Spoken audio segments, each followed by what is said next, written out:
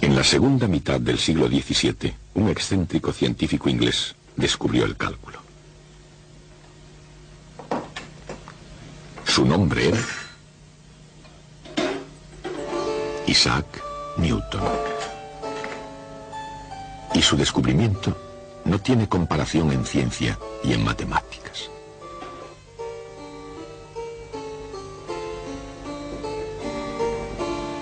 Pero el mérito del descubrimiento del cálculo no se puede atribuir solamente a Newton.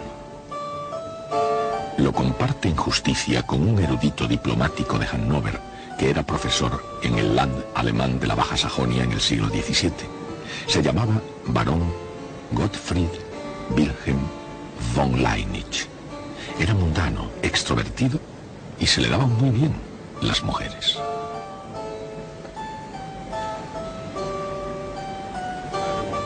Leibniz era diferente de Newton en casi todos los terrenos, excepto en el de la genialidad. Como Newton, Leibniz fue un matemático prodigioso, pero en cambio, así como el fuerte de Newton era la teoría, Leibniz era más bien de naturaleza práctica.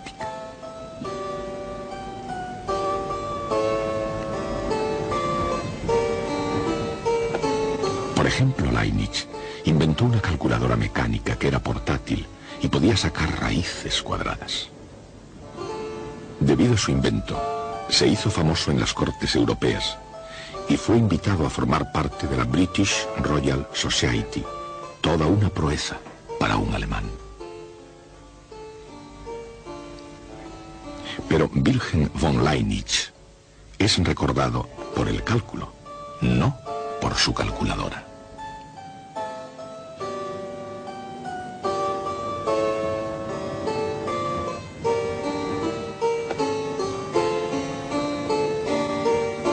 Aunque se reconoce a Newton y Leibniz como los principales arquitectos, ninguno de los dos construyó el cálculo sin ayuda.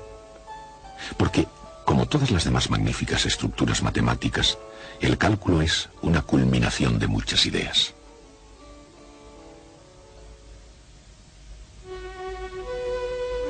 Oresme, Galileo, Kepler, Descartes, Fermat y otros muchos antes que Newton y Leibniz habían planteado preguntas sobre velocidad, aceleración y sobre el comportamiento de las magnitudes que varían. Preguntas referentes al modo de variación de magnitudes, muchas de las cuales ahora se responden rutinariamente con el cálculo diferencial, se pueden reducir a un problema geométrico, como por ejemplo el hallar la recta tangente a una curva en un punto arbitrario. Sin embargo, no todas las cuestiones geométricas llevan consigo movimiento. Algunas se refieren a cosas fijas en un lugar como la propia Tierra. En civilizaciones antiguas, como por ejemplo en Egipto, la geometría tuvo un gran número de aplicaciones muy prácticas, incluyendo cómo medir superficies de terreno.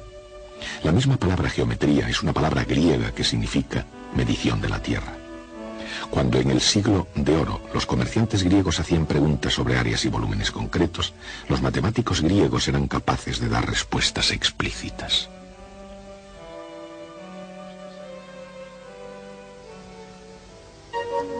El área de un rectángulo es el producto de su base por su altura. El área de un triángulo es la mitad del área del rectángulo con la misma base y la misma altura. Cualquier figura plana limitada por líneas poligonales se puede descomponer en triángulos y su área es la suma de las áreas de esos triángulos. Pero, ¿cómo se puede hallar el área de una figura curva, de un segmento de parábola o de una figura incluso más exótica?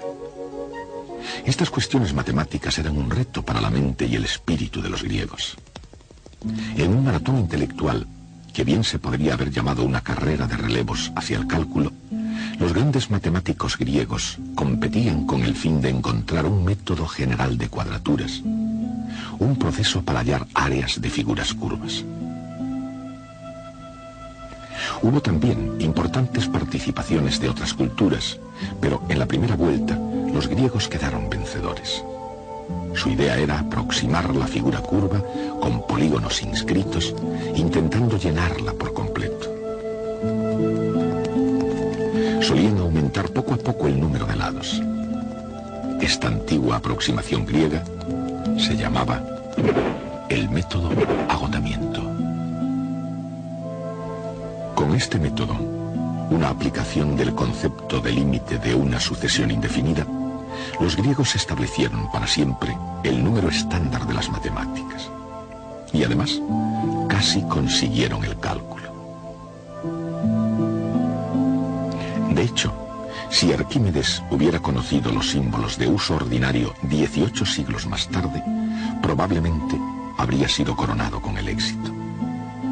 En cualquier caso, incluso sin la ayuda del álgebra, realizó un número de descubrimientos espectaculares. Uno de los más notables fue la cuadratura de un segmento de parábola.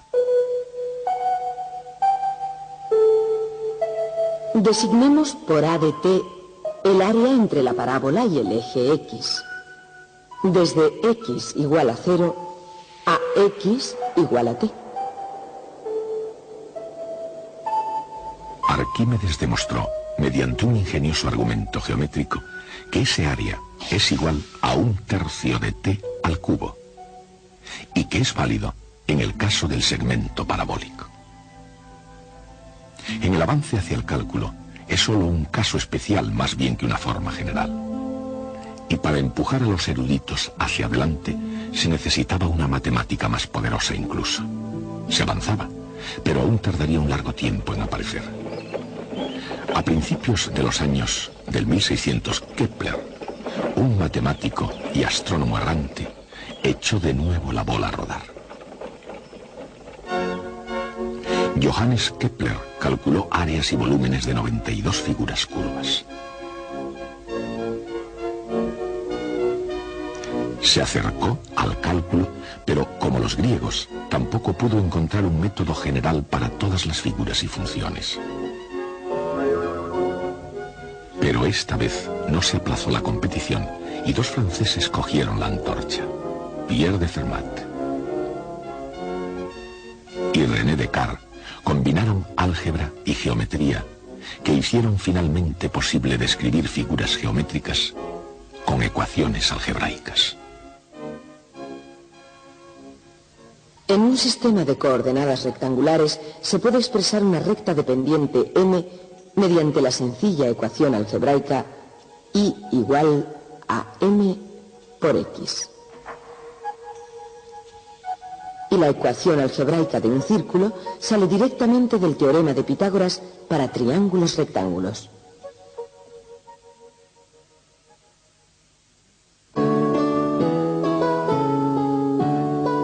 Fermat se aproximó muchísimo a la obtención de la derivada con su método general para determinar los máximos y mínimos de las funciones, puntos donde la pendiente es cero.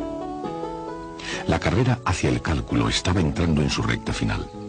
Los progresos científicos cruzaron rápidamente el Canal de la Mancha y causaron gran revuelo en el Trinity College. Los grandes avances de las matemáticas, sobre todo los trabajos de Kepler y de Fermat, llegaron a Cambridge, pisando los talones a un sombrío muchacho procedente de una granja de Lincolnshire. Se trataba de Isaac Newton, y además de otros hallazgos, cualquiera de ellos suficientes como para dedicarle un capítulo de la historia de las ciencias, continuaría hasta descubrir la ley universal de la gravedad y alcanzar el cálculo. Más tarde, lo haría Wilhelm Leibniz, no con gran consternación, sino un desprecio total por parte de un Newton mucho más viejo. Aunque Newton reclamaba, si he logrado ver más allá que otros hombres, ha sido porque estuve de pie sobre hombros de gigantes. No pensaba en Leibniz, sino en Copérnico, Galileo, Kepler. Estos eran los hombres sobre cuyos hombros él había estado de pie. Leibniz y Newton quedaron vencedores en la carrera hacia el cálculo, mientras que sus respectivos descubrimientos habían tenido lugar en un mismo campo, apenas se hicieron en el contexto y mucho menos con el espíritu de buena deportividad. Sí, Sir, que mañana irá a verles, lo diré, no se preocupe. Sí, hágalo. Fue un drama con conflicto que bien podría haber escrito Shakespeare, y de consecuencias académicas importantes. Mientras, la buena reputación de uno de los jugadores se veía amenazada. Así también, la cordura del otro estaba en serio peligro. Pero antes de que las cosas hubieran llegado a ese extremo, la mente de Newton fue capaz del pensamiento más racional imaginable. Siendo muy joven todavía, y por influencia de Isaac Barrow, catedrático de Cambridge, a quien apenas cita como su mentor, Newton descubrió su propio cálculo, que llamó el método de las fluxiones.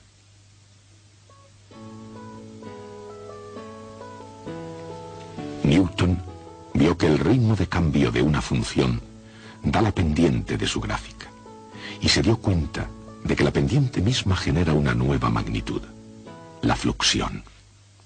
Hoy, la fluxión de Newton se llama derivada. Esta matemática fue más fuerte que la de los griegos. Tan rápidamente como en el pensamiento de Kepler, y de una manera más flexible que en la obra de Fermat. Con esta matemática Newton explicó el movimiento de los cuerpos en el espacio y ganó la carrera de relevos que había comenzado 2 milenios antes. Esta matemática fue el cálculo. Con todo, Newton se guardó su cálculo durante 30 años para sí mismo. Y la cuestión es, ¿por qué? Nadie lo sabrá nunca con certeza. Pero Newton, científico racionalista, dejó escritas cartas, indicios, confesiones. En sus propias y secretas palabras, revelaba fantasías de quemar a su madre. Llegó a anotar hasta 2 millones de palabras sobre alquimia y profecías bíblicas, y negaba ciertas enseñanzas de su iglesia. Eso no fue todo lo que él negó. En su lecho de muerte, a la edad de 85 años, Newton confesó su mayor triunfo: moría virgen. Sin embargo, Newton fue uno de los hombres más productivos de la historia, a pesar de eso, su mayor triunfo: moría virgen. Sin embargo, Newton fue uno de los hombres más productivos de la historia, a pesar de su obsesión por el secretismo y de su terror a la crítica científica y a los robos. En diversas cartas a sus amigos, durante un periodo de 30 años, dejó caer algunos indicios crípticos, demasiados quizá, sobre su descubrimiento del cálculo. Por supuesto, Leibniz, como diplomático, estaba relacionado con asuntos secretos, pero eran de otra clase. Mantuvo algún trato con Newton, pero nunca personalmente. Durante años mantuvieron correspondencia, pero nunca llegaron a encontrarse. En una carta, Newton desafió a Leibniz, enviándole un anagrama donde se insinuaban las funciones de fluentes y las fluxiones de su método. Y en esta ocasión Newton parece que fue demasiado listo. Porque intrigó a Leibniz, que dominaba la obra previa de Kepler y de Fermat, e inventó su propio cálculo. Quizá no fuera el primero en inventarlo, pero es un hecho que queda manifiesto en el debate que fue el primero en publicarlo. El cálculo de Leibniz era ligeramente diferente al de Newton y en algunos aspectos ligeramente mejor.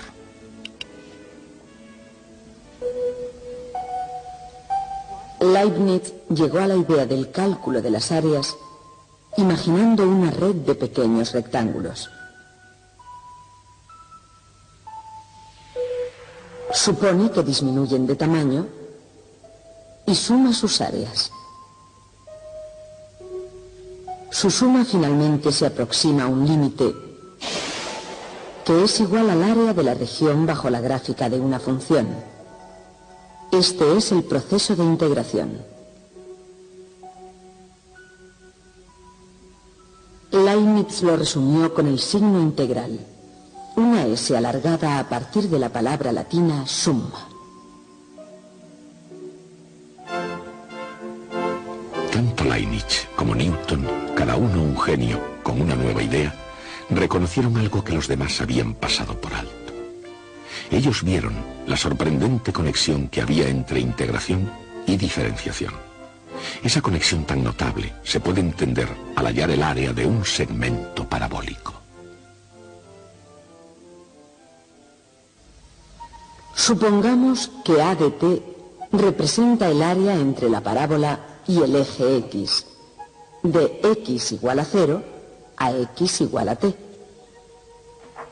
Esta es una función de t. Intentemos hallar su derivada de A de t. Si el área de 0 a t es A de t, el área de 0 a t más delta t es A de t más delta t.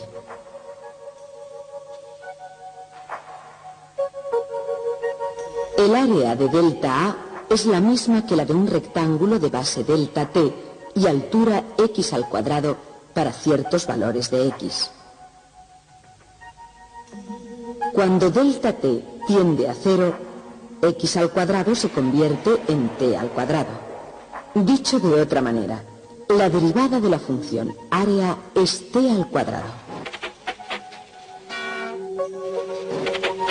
Probando diversas funciones para ver cuál de ellas tiene como derivada t al cuadrado, se nos ocurre finalmente que un tercio de t al cubo cumple. Y lo mismo un tercio de t al cubo más una constante, ya que la derivada de una constante es 0.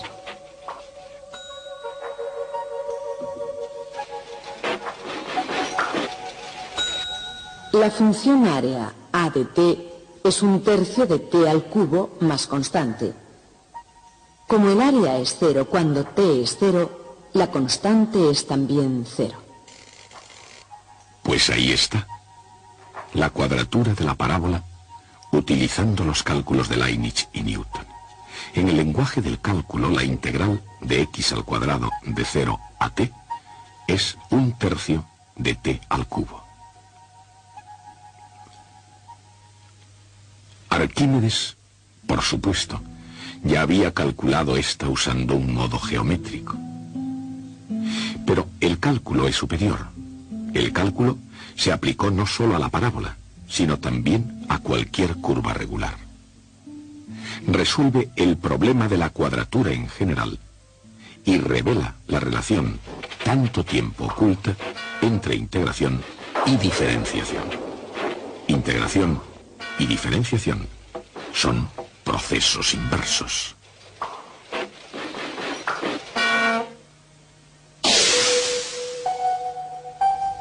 Partir de una función e integrarla para obtener su función área. Luego hallar la derivada de la función área.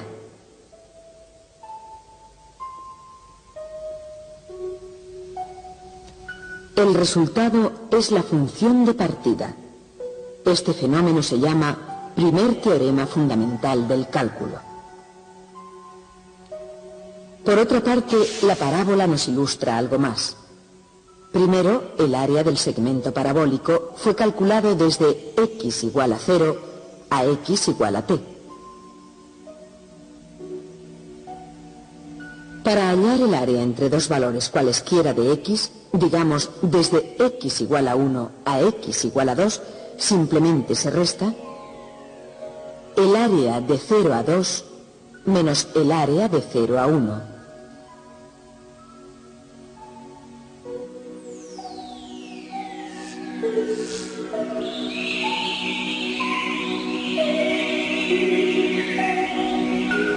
Cuando la idea está expresada en su forma general, recibe el nombre de segundo teorema fundamental del cálculo. Se enuncia diciendo que una función es igual a la integral de su derivada más constante. Newton y Leibniz se dieron cuenta de que el segundo teorema fundamental, que fue descubierto al resolver el problema geométrico de la cuadratura, también tiene consecuencias importantes en la mecánica de los cuerpos en movimiento. Como la derivada de la velocidad es la aceleración, se puede obtener la velocidad integrando la aceleración.